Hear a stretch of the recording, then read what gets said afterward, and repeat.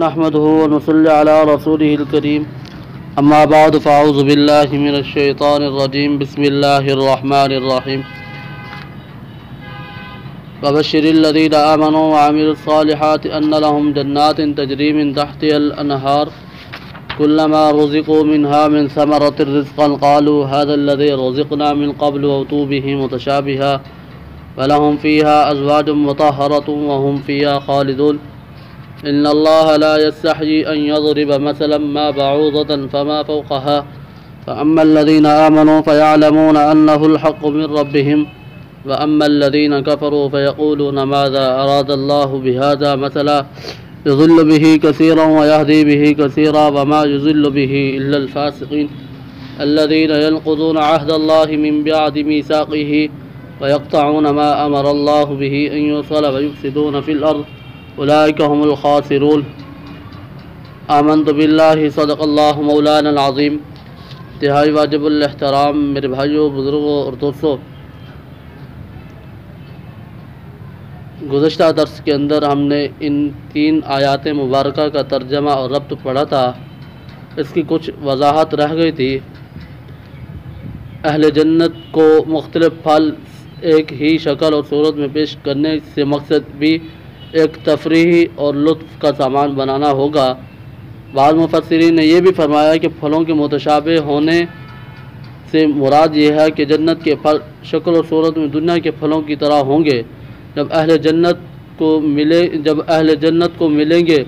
تو کہیں گے یہ تو وہی پھل ہیں جو دنیا میں ہمیں ملا کرتے تھے، مگر ذائقہ اور لذت میں دنیا کے پھلوں سے ان کو کوئی نسبت نہ ہوگی، صرف نام کا اشتراک ہوگا۔ جنت میں ان لوگوں کو پاک صاف بیویاں ملنے کا مطلب یہ ہے کہ وہ دنیا کی تمام ظاہری اور اخلاقی گندگیوں سے پاک ہوں گے، بول و براز، حیض و نفاس اور ایسی چیز سے پاک ہوں گی جن سے انسان کو نفرت ہوتی ہے۔ اسی طرح کج خلقی، بے وفائی، معنوی عیوب سے بھی پاک ہوں گی۔ آخر میں فرمایا پھر جنت کی نعمتوں کو دنیا کی آنی فانی نعمتوں کی طرح نہ سمجھو جن کے فنا ہو جانے یا سلب ہو جانے کا ہر وقت خطرہ لگا رہتا ہے، مگر یہ لوگ ان نعمتوں میں ہمیشہ ہمیشہ خوش و خرم رہیں گے۔ جہاں مومنین کو جنت کی بشارت دینے کے لیے ایمان کے ساتھ ساتھ عمل صالح کی بھی قید لگائی گئی ہے کہ ایمان بغیر عمل صالح کے انسان کو اس بشارت کا مستحق نہیں بناتا، اگرچہ صرف ایمان بھی جہنم میں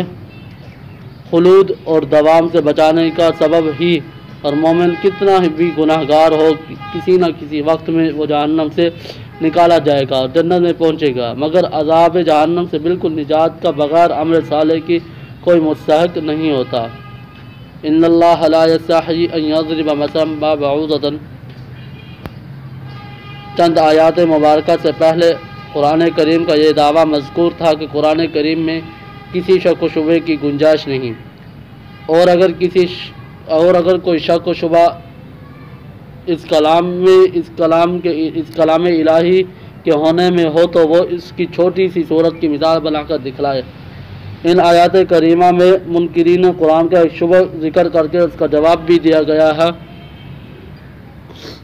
شبہ یہ تھا کہ قرآن کریم میں مکھی اور مچھر جیسے حقیر جانوروں کا ذکر آیا ہے، اور یہ اللہ تعالیٰ کی اور اس کے کلام کی عظمت کے خلاف ہے، اور یہ اللہ تعالیٰ کا کلام ہوتا تو اس میں ایسی حقیر گھناؤنی چیزوں کا ذکر نہ ہوتا، کیونکہ بڑے لوگ ایسی چیزوں کے ذکر سے شرم و حیا محسوس کرتے ہیں۔ جواب یہ ہے کہ جب کسی حقیر اور ذلیل چیز کی مثال دینی ہو تو کسی ایسی حقیر چیز سے مثال دینا مثل مقتضائے عقل و بلاغت، اس غرض کے لیے کسی حقیر گھناؤنی چیز کا ذکر کرنا شرم و حیا کے قطعاً منافی نہیں۔ اس لیے اللہ تعالیٰ ایسی چیزوں کے ذکر سے نہیں شرماتے، اور یہ بھی بتلا دیا کہ یہ ایسے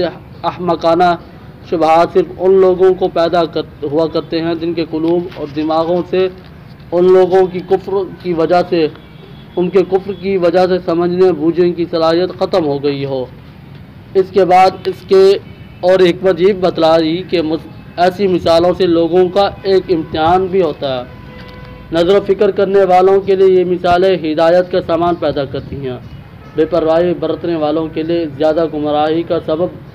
بنتی ہیں، اس کے بعد یہ بھی بتلا دیا کہ قرآن کریم کی ان مثالوں سے صرف ایسے سرکش لوگ گمراہ ہوتے ہیں جو اللہ تعالیٰ سے کیے ہوئے عہد کو توڑتے ہیں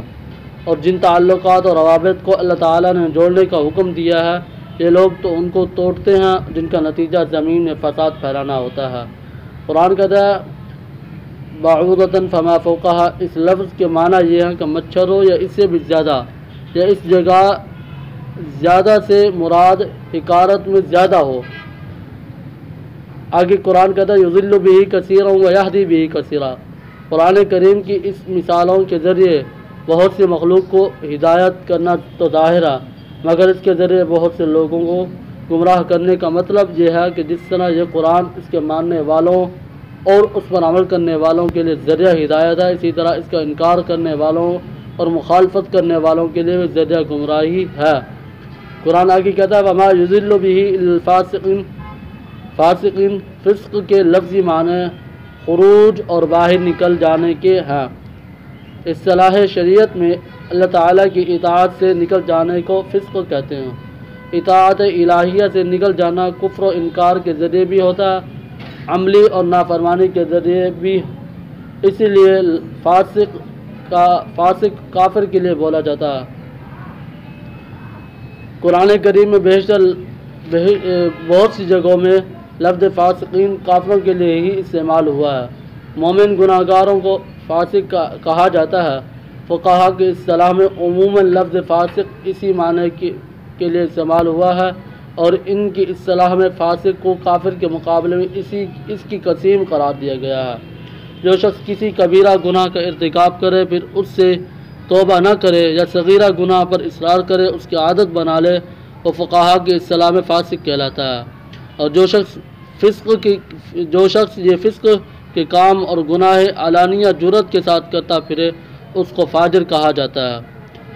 اس آیت کریمہ کے معنی یہ ہیں کہ قرآن کریم کی ان مثالوں سے بہت سے لوگوں کو ہدایت ہوتی ہے، بہت سے لوگوں کے حصے میں گمراہی آتی ہے، مگر ان مثالوں سے گمراہی صرف انہی لوگوں کا حصہ ہوتا ہے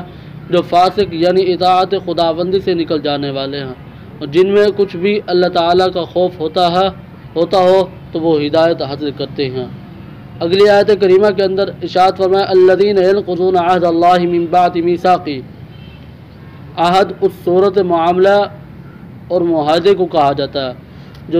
جو دو شخصوں کے درمیان طے ہو جائے، اور میثاق ایسے معاہدے کو کہا جاتا ہے جو قسم کے ساتھ مضبوط اور مستحکم کیا جائے۔ اس آیت میں پہلی آیت کے مضمون کی مزید تشریح کر دی گئی ہے کہ منکرین قرآن کے انجام بد کا ذکر ہے۔ قرآن کریم کی ان مثالوں سے جن پر مشرکین نے اعتراض کیا تھا، صرف وہی لوگ گمراہ ہوتے ہیں جو حق تعالی شانہ کی اطاعت و فرما برداری سے سرکشی کرتے ہیں۔ ان کی دو وجہ ہیں۔ پہلی وجہ یہ ہے کہ ایسا کرنے والے اس ازلی معاہدے کو توڑ ڈالتے ہیں جو تمام انسانوں نے اپنے رب سے باندھ رکھا تھا، جبکہ تمام انسانوں کی اس عالم میں پیدائش سے پہلے ہی حق تعالی شانہ نے تمام پیدا ہونے والے انسانوں کی ارواح کو جمع کر کے ایک سوال فرمایا تھا الست بربکم، یعنی کیا میں تمہارا رب اور پروردگار نہیں ہوں؟ اس پر سب نے ایک زبان ہو کر کہا بلا، یعنی آپ رب کیوں نہ ہوتے، جس میں بڑی تاکید کے ساتھ اس کا اقرار بھی ہے اللہ جل جلالہ ہمارے پروردگار رب ہیں، اور اس کا لازمی تقاضا یہ ہے کہ ہم اس کی اطاعت سے سر متجاوز نہ کریں۔ اس لیے یہ عہد ازلی انسان اور اللہ جل جلالہ کے درمیان ہو چکا۔ اب دنیا میں پیدا ہونے کے بعد تمام انبیاء علیہ الصلاۃ والسلام اور آسمانی کتابیں اسی عہد کی تجدید اور یاد دہانی اور اس پر عمل کی تفصیلات بتلانے کے لیے آتے ہیں۔ جس نے اس معاہدے ہی کو توڑ ڈالا، اس سے کیا توقع کی جا سکتی ہے کہ وہ کسی پیغمبر یا آسمانی کتاب سے فائدہ اٹھائے گا؟ دوسری وجہ یہ بتلائی کہ ان لوگوں نے ان تمام تعلقات کو قطع کر ڈالا جن کو جوڑے رکھنے کا اللہ نے حکم دیا ہے۔ ان تعلقات میں وہ تعلق بھی داخل ہیں جو بندے اور اللہ کے درمیان ہے، اور وہ تعلق بھی جو انسان کا اپنے ماں باپ اور دوسرے عزیزوں سے ہے، اور وہ تعلق بھی جو ایک انسان کا اپنے پڑوسی اور دوسرے شرکاء کار کے ساتھ ہے، اور وہ بھی تعلق جو عام مسلمانوں کا یا عام انسانوں کے ساتھ ہے۔ ان تعلقات کے پورے حقوق ادا کرنے کا نام اسلام یا شریعت اسلام ہے۔ انہی میں کوتاہی کرنے سے ساری زمین میں فساد آتا ہے۔ اسی لیے اسی جملے کے بعد فرمایا یفسدون فی الارض، یعنی وہ لوگ زمین میں فساد مچاتے ہیں۔ آخر آیت میں ان کے انجام بد کا ذکر فرمایا، یہ لوگ بڑے خسارے والے ہیں۔ ان اللہ لا یستحیی سے یہ مراد ہے کہ کسی مفید مضمون کی توضیح میں کسی کی حقیر، ذلیل یا شرمناک چیز کا ذکر نہ کرنا کوئی عیب و گناہ اور نہ قائل کی عظمت شان کی منافی ہے۔ قرآن و سنت اور علماء سلف کے اقوال میں بکثرت ایسی چالیں بھی مذکورہ جو عرفاً شرمناک سمجھی جاتی ہیں، مگر قرآن و سنت نے اس عریانی شرم و حیا کی پرواہ کیے بغیر اصل مقصد پر نظر رکھ کر ان مثالوں سے اجتناب گوارا نہیں کیا۔ اگلی آیت کے اندر فرمایا الذین ینقضون عہد اللہ، اس سے یہ بات ثابت ہوتی ہے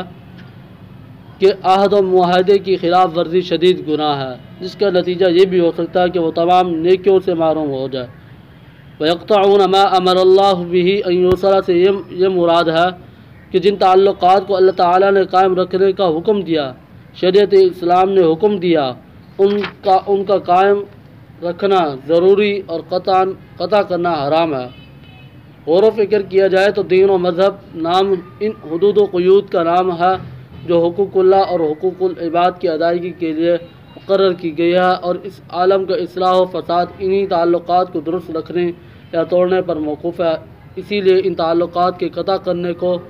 یفسدون فی الارض کے الفاظ میں وجہ فساد عالم بتلایا ہے۔ اولئک هم الخاسرون میں خسارے والا صرف اسی شخص کو قرار دیا جو مذکورہ احکام کی خلاف ورزی کرے۔ اس میں اشارہ یہ ہے کہ اصل خسارہ اور نقصان آخرت کا ہے، دنیا کا خسارہ کوئی قابل توجہ چیز نہیں ہے۔ اللہ تبارک و تعالی سے دعا ہے کہ اللہ پاک ہم سب کو اپنے یقطعون ما امر اللہ به ان یوصل کے احکامات پر عمل کرنے کی توفیق عطا فرمائے۔ وآخر دعوانا ان الحمد للہ رب العالمین۔